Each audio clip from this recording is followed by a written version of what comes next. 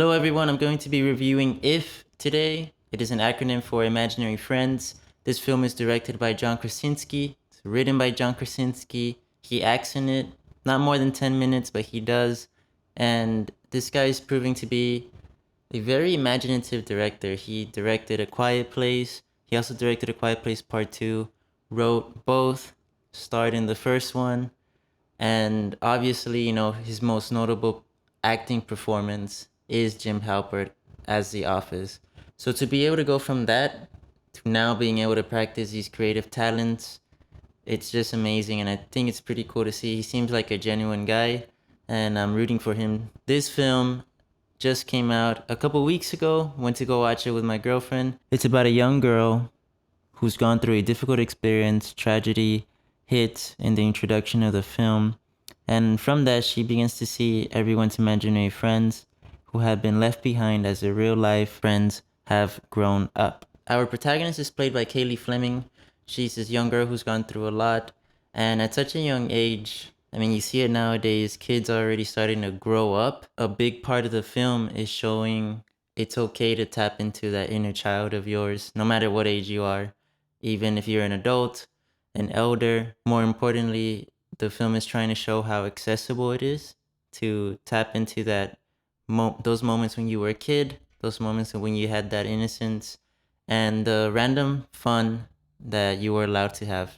Despite whatever you may be going through in life, it's very important to always practice that every now and then. So because of that, I would not classify this as a kids film per se.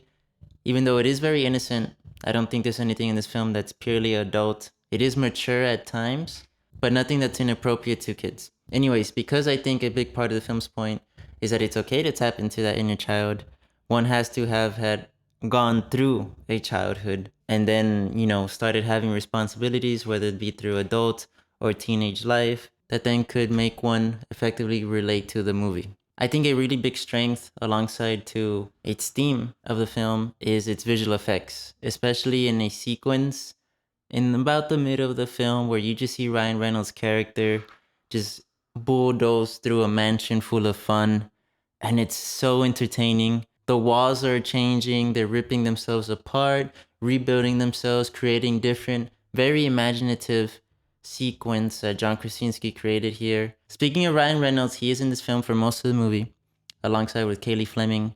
He does not play a Ryan Reynolds trope of a character. I think you know who I'm talking about. Someone who's very witty, funny, just cracking jokes left and right, left and right. Sometimes it's hard to breathe because of how many he's doing. And because of this, I think Ryan Reynolds at times seems to limit his versatility as an actor. But this part of his, in this film, If, is an argument against that. I would say this because his character doesn't ask him to be funny or quick-witted. And because of this, I think it's a decent part for him. I'd be lying if I said most of the acting chops came from him. It didn't. It came from Miss Cailey Fleming. She really blew my mind, and especially towards the end of the film, where she has to physically manipulate her body and her emotions. It was very interesting and very surprising to see a young actress be able to do this. So that goes kudos to her and kudos to the script's ability to get her there. So this film is an hour and 44 minutes long, or about an hour and 45, something like that. And I left the theater thinking I had just watched a 2-hour film. I didn't know how long it was going to be. So me saying that the film does drag, I think especially in the beginning and in the middle, there are moments that you could just sense, okay, that scene probably didn't have to be there, or that dialogue was maybe unnecessary, or could have been sharpened. The writing in here isn't the most, I guess you could say, productive. And because of this, at times, the film was a bit too slow. Despite John Krasinski's admirable moral message, the film does at times drag. I do believe the film could have been shortened and the script sharpened. Because of this, I am giving this film a C. I do hope for more innocent films like this. I think it's necessary for us, for kids, for adults. This film is rated PG, mild thematic elements. It's more insinuated than shown. But because of this, it requires a little bit more mature audience, and I would say a 10-year-old or a kid. Thank you guys so much for watching the review. Let me know what you thought about the film. Let me know what you thought about the review. I'll catch you guys next time. Bye-bye.